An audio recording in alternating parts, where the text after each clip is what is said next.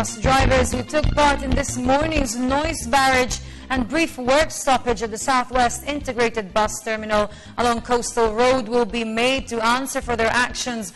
According to MMDA Chairman Francis Tolentino, they expect the LTFRB to take the necessary action against the protesters. Sam Ramirez with the details. An integrated transport system is one of the solutions of the Aquino administration to alleviate traffic in major roads and highways in the metro. It bans all provincial buses from entering. It also paved the way for the creation of provincial terminals in major entry points in Metro Manila. However, bus drivers, dispatchers and operators are still not satisfied because the long hours that they have to wait in the staging area to be able to get some passengers. Before, they used to have 4 trips and earn 2,000 pesos in a day.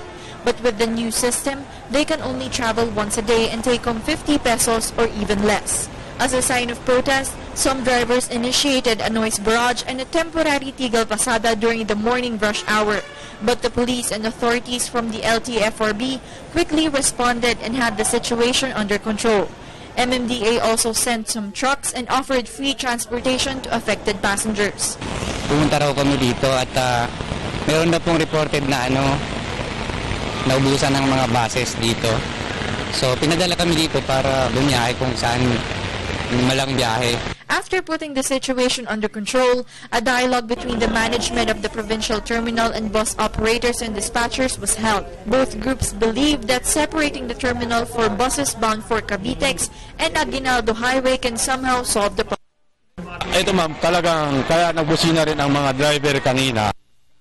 Kaingay dito kanina sa coastal.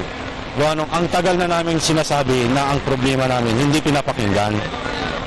Kaya yung nangyari yun, na pinatawag kami ng meeting. Ang sabi ng management ng MMDA, tulungan nyo kami kung anong ikabubuti para sa lahat. MMDA is still reviewing this new system. Meetings and dialogues with the concerned groups are also being held regularly. Reporting for the People's Television, Sam Ramirez.